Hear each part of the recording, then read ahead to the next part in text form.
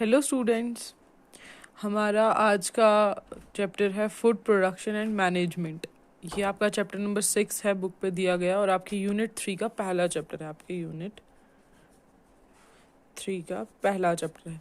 जैसे आपको पता, हमने यूनिट 1 का कुछ पोर्शन कर लिया था स्कूल में, हमने यूनिट 2 कर लिया, हमने टर्म फर्स्ट के सारे चैप्टर्स कर लिए। होप आप सबको साथ साथ लर्न कर रहे हो, सबको नोट डाउन कर रहे हो अपने नोटबुक्स पे, ताकि आपको एग्ज़ाम्स के टाइम में कोई प्रॉब्लम ना आए। एंड होप आपको कुछ समझ भी आ रहा हो। कहीं पे आपको कोई प्रॉब्लम रह रही हो, कोई इशू आ रहा हो, तो आप प्लीज़ आप बिना किसी झिझक के, बिना किसी हेजिटेशन के आप कोई भी सवाल कर सकते हैं। व्हाट्सएप पे कोई भी अपना सवाल पूछ सकते हैं, कुछ भी जहाँ पे भी ज़रूरत पड़े। So now moving to the topic food production and management. इसमें हमारा पहला चीज़ आती है agriculture. Food production and management, हम कैसे खाना या फूड उगाते हैं, उसकी प्रोडक्शन करते हैं और उसको मैनेज कैसे करते हैं। Although it's a very long chapter, तो हम इसे थोड़ा मतलब कुछ हिस्सों में काट के करेंगे। आज हम इसके कुछ पार्ट पढ़ेंगे, कल हम कुछ पढ़ेंगे, तो may be it will take 2 और 3 days हम इस चैप्टर को कंप्लीट करें। सो agriculture, man depends on plants and their products for his various needs. जो इंसान है वो पौधों पे डिपेंड करता है और उसके प्रोडक्ट्स पे डिपेंड करता है अपनी बहुत सारी ज़रूरतों के लिए। Since time immemorial he has been engaged in farming। मतलब काफ़ी अरसा से जो एक इंसान है, जो एक आदमी है, वो फार्मिंग में यानी खेती बाड़ी में बिजी है, एंगेज है। Even today 70% of our population is engage directly और इनडायरेक्टली इन एग्रीकल्चर। इनफैक्ट अभी के भी टाइम में देखा जाए तो 70% जो हमारी पॉपुलेशन है वो बिजी है, वो एंगेज है डायरेक्टली या इनडायरेक्टली एग्रीकल्चर पे। मतलब या तो कोई डायरेक्टली खेती बाड़ी कर रहा है, या तो इनडायरेक्टली लाइक जो उन्हें आगे फिर सेव कर रहे हैं।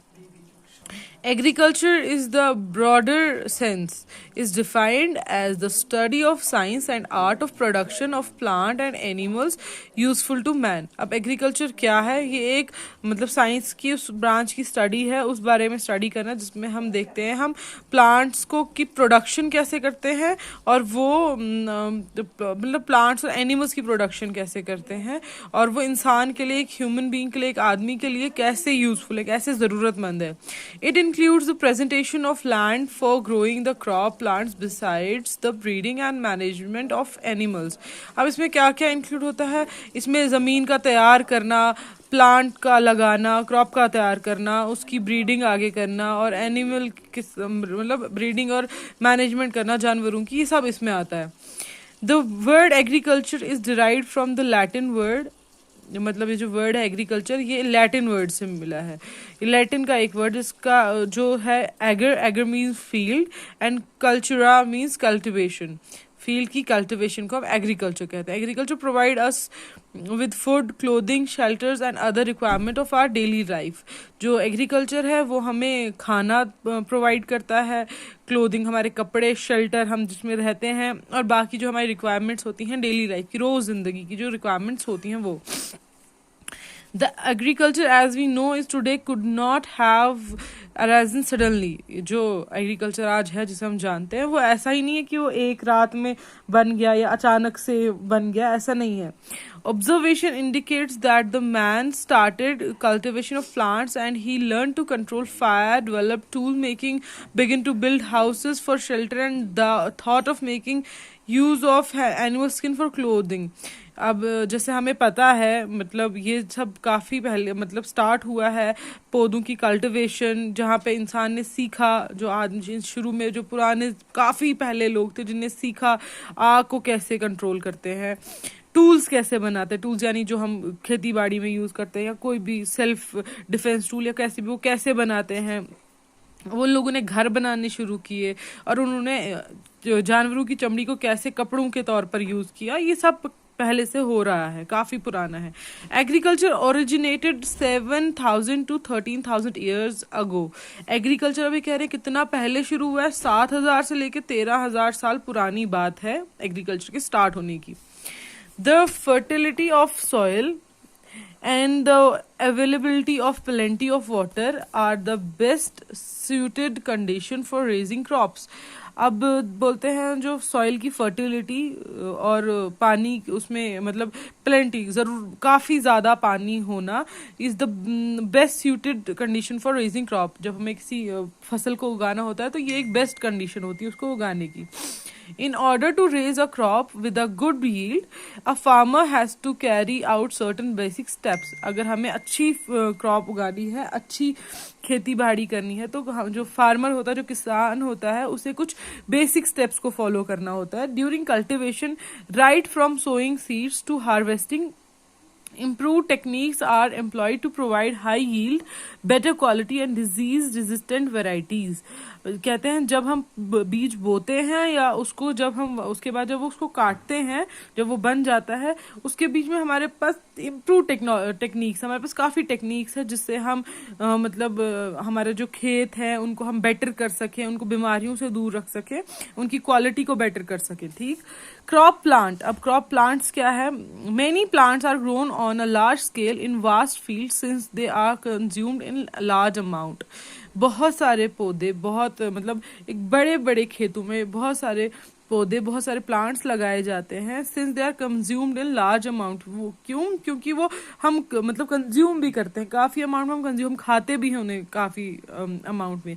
Plants grown in fields are known as crop plants और सिंपली क्रॉप्स। जो भी पौधे मतलब फील्ड्स में, खेतों में लगते हैं उन्हें हम क्रॉप प्लांट्स कहते हैं या सिंपली क्रॉप कहते हैं। These are wide varieties of useful crops grown in India. मतलब there are wide, मतलब इंडिया में काफ़ी वैरायटी है क्रॉप्स की, जैसे राइस है, वीट है, बाले है, मतलब चावल है, आटा है, गुंदम, ये जो है ये सारे वैरायटी है हमारे पास क्रॉप्स की। और काफ़ी मतलब काफ़ी दालें वगैरह भी है, मतलब ये हैं जो लोग यहाँ उगाते हैं। They form the staple food on which mankind has built its civilization. India produced about 150 million tons of rice, wheat and other cereals every year to feed her more than 1000 million people. मतलब हिंदुस्तान में 150 million ton के से मतलब तकरीबन उतना rice बनता है, wheat यानी आटा बनता है, और बाकी दालें वगैरह बनती हैं जो कि 1000 मिलियन लोगों तक पहुंचाई जाती है, उन्हें दी जाती है खाने के लिए। तो उसके बाद अब नेक्स्ट है हमारा यहीं पे है, In addition to crop plants, vegetables, fruits and flowers are grown on a large scale.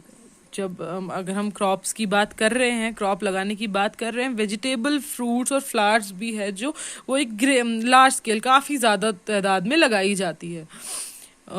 Cultivation of these plants come under horticulture. और जो इन चीज़ों मतलब वेजिटेबल, फ्रूट्स और फ्लावर्स की कल्टिवेशन है वो किस में आती है? हॉर्टिकल्चर में। जिस ब्रांच के अंडर वो आती है वो हॉर्टिकल्चर करे।